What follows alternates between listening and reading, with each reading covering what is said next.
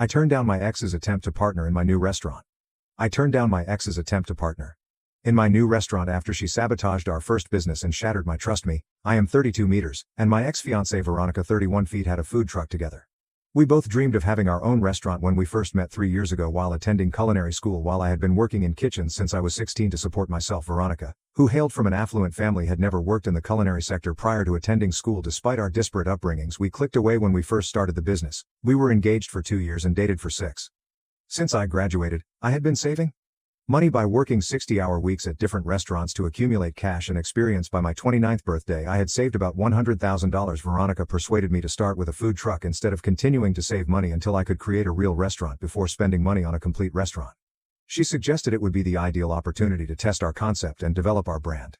My entire concept and idea for the food truck came from me by fusing contemporary cooking methods with my grandmother's traditional recipes. I want to serve fusion cuisine even though Veronica didn't contribute any money. I decided to make her a 50-50 partner because she looked pleased about it, and we were engaged and hoping to get married within the year. I oversaw operations and cooking while she handled all financial matters because she had accounting knowledge from a prior position. The first year was fantastic. We discovered the ideal location next to a few office buildings, and our food was well liked by frequent patrons. We were found by local food bloggers who gave us excellent evaluations. We even made the list of the top 10 food trucks in our city. I felt like I had finally realized my dream after our accomplishment, and it was even more satisfying to do it alongside Veronica. However, after 14 months things began to become strange. I started to see inconsistencies in our inventories based on our sales. Supplies would run out sooner than they ought to. Veronica indicated that we might be squandering more food than we thought, or that some staff might be. When I brought this up to her, since she was in charge of the books, I trusted her judgment. After that I saw that funds appeared to be vanishing from our account. Despite making a healthy profit, we never appeared to have enough money for necessities. Veronica would become defensive and accuse me of not trusting her if I attempted to look at the books. Do you think I'm from us, or don't you trust your future wife? Some of the things she would say I felt bad for even asking because of her. When one of our suppliers called to inform us that we were 3 months late on our payments, it was the tipping point. I knew we had enough revenue to support our costs, so this was illogical. I checked our business account online while Veronica was asleep. I felt ill to my stomach after discovering what I did. Veronica had been regularly moving money, often thousands of dollars at a time, from our corporate account to her personal account the following morning. When I confronted her, she sobbed and acknowledged that she had been money for months. She stated that she needed money to support Andrea, 25, her younger sister, who was allegedly having a lot of credit card debt and didn't want their parents to find out. I tried to be understanding even though I was upset. Andrea, who occasionally assisted us with the food truck, was also like a sister to me. It was unbelievable to me that she was in such difficulties and hadn't approached us immediately in order to discuss the matter and determine how we could assist Andrea in managing her debt. I gave her a call. However, Andrea was utterly perplexed. She said that she had no debt and that Veronica had not given her any money. Actually, she was doing very well financially and had recently received a promotion at work. Andrea was astonished. When I informed her of Veronica's justification for the missing funds over the course of 8 months, it was discovered that Veronica had stolen about $50,000 from our company. The complex lies she had said and the way she had exploited her own sister as a cover story were more significant than the money. Her tale altered when I approached her once more. She said she wanted to surprise Eurus and me, and that she had been saving the money for our wedding and a down payment on a home. She had been taking out cash at ATMs according to bank records, but the money was nowhere to be located. I promptly called off our engagement. Veronica sobbed uncontrollably, alternating between pleading for my pardon and claiming that I was exaggerating. Her parents became involved, which made matters worse. They maintained that since we were engaged and would shortly get married, it wasn't actually theft. Her father even implied that my tight control over the company funds amounted to financial abuse. In order to settle our supplier bills, I had to sell the food truck. I lost nearly everything I had accumulated because of the stolen money and the depreciated worth of a used food truck. I almost went bankrupt and was horrified. According to Veronica's parents, it was only a little financial dispute that I had exaggerated. Even some of our mutual acquaintances said I should try to make amends with her since I was being too harsh. After working at several jobs for 2 years and saving every penny, I eventually launched my own tiny restaurant 6 months ago. It's nothing special, but I own it and have total authority over it. I maintain thorough records of everything and engaged qualified accountants. The restaurant is thriving. We're already making money and receiving positive feedback. Veronica arrived during dinner service last week. She claimed to want to put things right after learning about my achievement from friends we shared in common. She said she had changed and had some money to invest, so she proposed to be partners once more. She mentioned how effectively we collaborated before to the problem and suggested that we work together to further the restaurant's success. She has persisted even after I urged her to leave. After laughing incredulously, her parents began phoning me, accusing me of being spiteful and urging me to give Veronica another chance because she was essentially family. They mentioned how she had assisted me in launching my first company and claimed that I owed her for that. I blocked their phone numbers on social media. Veronica's pals are now disparaging me and accusing me of being callous for failing to assist my ex-F family in getting back on their feet since everyone deserves a second opportunity. Several mutual friends claim that I'm being too harsh and that I should at least listen to her update. 3 weeks have passed since my last post. Thank you to everyone who left a comment and offered encouragement. I need to get this off my chest since regrettably things have become much worse. Veronica and her parents started visiting my restaurant during our busiest times after I blocked them initially. Veronica was the only one ordering water while seated alone at a corner table. She would remain for hours looking at me every time I went by. Some clients observed the tension, and my employees began to feel uneasy. Her parents then joined in.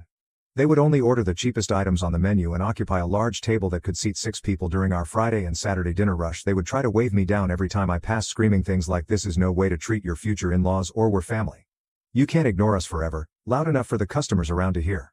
At first I made an effort to manage things professionally. My host seated them in less conspicuous locations and told the employees to handle them just like any other patron. However, they went too far last week during dinner service.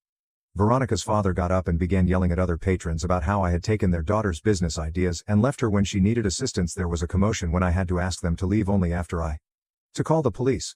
Did they go there? The following day I began to see odd internet evaluations to submit unfavorable evaluations about my restaurant. Someone had set up several accounts. They said we served bad food, had rats in the kitchen, and had major health code breaches. The fact that certain reviews brought up particular instances from our food truck days that only she would be aware of, such as the time we had to close early due to a generator failure, and that she twisted into a tale about food contamination, was what gave Veronica away, and my business began to suffer from the phony reviews. Our lunch attendance significantly shrank, and I experienced multiple cancellations of reservations. Veronica was served with the cease and desist letter by the lawyer I hired, who specialized in defamation matters. In response, she posted on many sites and made more fictitious accounts. At that moment, an unforeseen event occurred. Veronica's sister Andrea visited my restaurant after it had closed. She claimed she was unable to remain silent any longer and was clearly agitated. She disclosed that Veronica never provided assistance to anyone using the pilfered funds. She had been concealing her gambling addiction for years. Andrea claims that before we even met, Veronica had been going to underground casinos. Although she was able to conceal it effectively, her losses had been increasingly. She immediately used the $50,000 she took from our food truck business to settle debts related to gambling 2 years prior. When Andrea found Veronica unconscious in her apartment with messages from loan sharks on her phone, she had learned of this. Andrea proved everything to me. With pictures, text messages, and bank statements, Veronica has been controlling everyone in her vicinity.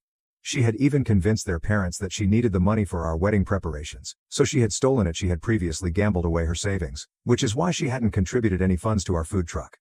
It was troubling why Andrea hadn't stepped out sooner. She had been blackmailed by Veronica. Although their conservative parents were unaware of it, Andrea was seeing a lady. If Andrea ever told their parents the truth about the gambling, Veronica had vowed to expose her. When Andrea realized that Veronica's behavior was ruining my new company, she eventually made the decision to notify me since she could no longer bear the guilt. I informed our common acquaintances who had been disparaging me on social media of this knowledge. Many expressed shock and apologies for making assumptions about me before hearing the whole tale. Many recalled giving Veronica loans that she never paid back, constantly citing various justifications such as unexpected costs. Veronica's parents, meanwhile, continue to live in denial. They accused Andrea of lying to conceal her own lifestyle choices when she attempted to provide proof of Veronica's gaming.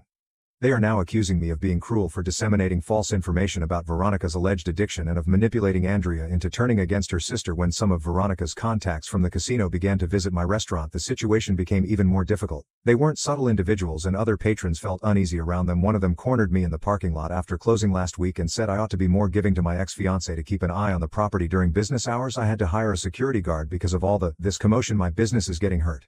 I've had to pay for security and legal fees, and our weekday dinner service has decreased by 30%. However, I'm not going to back down. We are getting ready to file a lawsuit against Veronica and anyone else attempting to harm my company, and my lawyer is compiling proof of and defamation. I know that giving Veronica money will just make her conduct worse, yet some people have urged that I do so to make this stop instead of supporting her and making excuses for her behavior.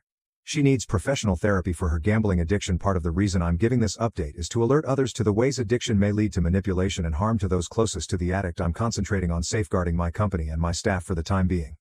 I've started recording every event and added more security cameras. I've also warned other local business owners about the possibility of my true friends have come to light as a result of this circumstance, and I'm appreciative to those who have supported me during this chaos. Update 2 months have passed since my last update. And what I have in store for you feels like something from a horrible movie. A man named Michael, 35 meters, entered my restaurant during prep time and asked to speak with me alone just when I believed I had exposed all of Veronica's lies. Identified himself as the current legal husband of Veronica, not her ex-husband. I initially believed that this was just another effort but Michael had data to support my claims. He gave me their 7-year-old marriage certificate pictures from their wedding and court documents detailing his efforts to find Veron. 5 years ago, after she vanished with their money since Veronica had never formally divorced him, our engagement was a sham. Michael told his story over lunch. He married young after being in love with Veronica in high school. They opened a tiny bakery in a different state with their wedding funds, and Al loaned from his parents. Does that sound familiar? Veronica maxed out their credit cards, cleared out their accounts, and disappeared after 2 years of what appeared to be a prosperous business. She only left a note expressing her sense of being stuck in the marriage. In addition to the divorce, Michael spent years trying to find her because she had ruined his family. In order to repay the company loans they co-signed, his parents had to sell their home. The time was ideal. 3 months before she met me at culinary school, Veronica vanished from Michael's life when I brought up the topic of actually choosing a wedding date. She always had an excuse since she had changed her last name but had never formally divorced him. Michael's story made me feel physically ill. Veronica wasn't being sentimental or pragmatic when she recommended that we elope or expressed a desire for a small private wedding ceremony. Legally, she was unable to wed me. She had previously stolen money from our food truck business, but this was her most recent theft. Surprisingly, Veronica revealed everything when I texted her to confront her about Michael, but she twisted the story. As Veronica always does, she said Michael had been abusive and domineering. Michael, however, showed me police records he had submitted, which demonstrated that she was the one who was abusing him and that she had to steal the money in order to get away. Veronica said that she had intended to divorce Michael in the end, and that she had kept her marriage a secret from me out of protection. After hours of note comparing, Michael and I discovered that Veronica had been operating the same fraud in several places. She would connect with someone who wanted to launch a food-related businesses, get access to their money, and then drain their accounts. As far as we know, she had done this at least 4 times together with Michael's attorney. My attorney is currently constructing a fraud case against Veronica. At last, Michael is able to help her with the divorce. Documents. The fact that this seems to be a pattern of intentional illegal activity across several states is another reason why the authorities are interested. When further victims began contacting us was the biggest shock. Michael published my original Reddit post in forums for company owners. After discovering it, 3 other individuals came forward with comparable accounts of Veronica. Even while she was still living with Michael, she was engaged to one. Every story had the same pattern. She would become part of their life, win their trust by falling in love, and then take whatever she could. When Veronica's parents found out about her prior marriage, they eventually stopped supporting her. When her mother arrived at my restaurant in tears, she said she didn't know who her daughter was.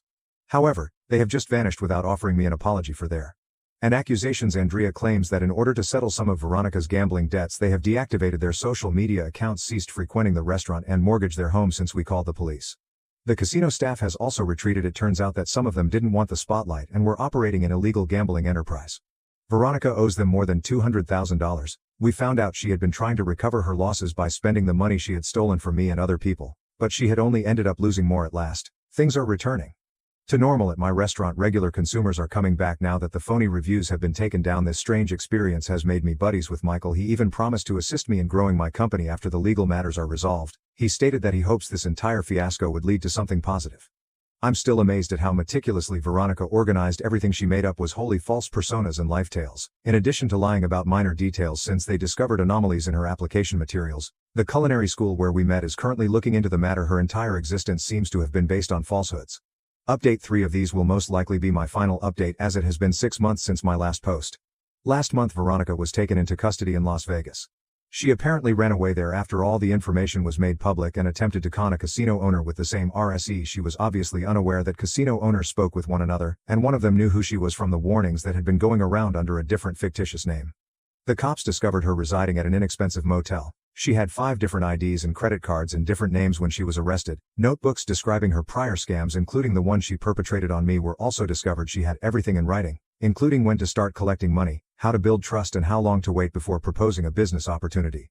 Everything was organized like a business plan. She faces many fraud charges from the district attorney in multiple states. In addition to Michael and me, they discovered at least 7 more victims while she was still legally married to Michael. She was also engaged to 2 of them. She has taken about $800,000 in total throughout the years. She could face severe jail time. Andrea now frequents my restaurant on a regular basis. She moved in with her girlfriend in a nearby apartment after coming out to her parents and being shunned. Ironically, she now assists me with the books, carrying out the task her sister was meant to perform in addition to being far more skilled at it. She is also honestly, we occasionally discuss Veronica and attempt to determine whether there were any indicators that we overlooked, but our main goal is to move on. Last week, Veronica's parents finally spoke out. They actually sent me a handwritten letter, not a text or email. Although it wasn't quite an apology, I thought it maybe they wrote about how their love for their kid blinded them and how they failed to raise her properly in order to pay off the obligations Veronica had. Creed in their names, they acknowledged having to sell their home and relocate to a smaller space not for their benefit but so they might have a relationship with their future grandkids if I ever had any. They asked if I could find it in my heart to forgive them. I didn't answer. There are some issues that cannot be resolved verbally, and I have no desire to keep up any relationship with them. They only expressed regret once they became victims themselves, supported Veronica's actions for years and my character after I revealed her thievery. In fact, all of this has made Michael and I close friends. He recently launched a new bakery in the community, and we are discussing the possibility of working together on future initiatives. We both concur that we must not allow Veronica's actions to deter us from putting our faith in others and going for our goals. Now more than ever, my restaurant is doing well. In fact, more customers came in as a result of the attention surrounding Veronica's arrest in an attempt to torment me. Some even want to sit at the famous table where she used to wait for hours. I now make fun of it with my employees, but we've also put strong security measures in place to make sure that this doesn't happen again, although the legal proceedings are still going on. I'm not giving them any more attention. I have provided the prosecutors with the required statements and supporting paperwork. I'm done allowing Veronica to occupy space in my life, but her actions will be held against her in court. I occasionally reflect on how things might have gone differently if I had allowed myself to be manipulated by her and given her another chance like she did with the food truck. She most likely would have emptied my new restaurant as well. Rather, I followed my gut and refused to back down. I've discovered that getting even or disproving others isn't always the best form of retaliation. It's about turning a bad experience into something good. I've made real friends. My restaurant is doing well. And I'm at last at peace with all that has transpired. For anyone experiencing a similar situation, follow your instincts, document everything and avoid being coerced into disregarding warning signs. Certain individuals reveal their true themselves to you. Trust them the first time.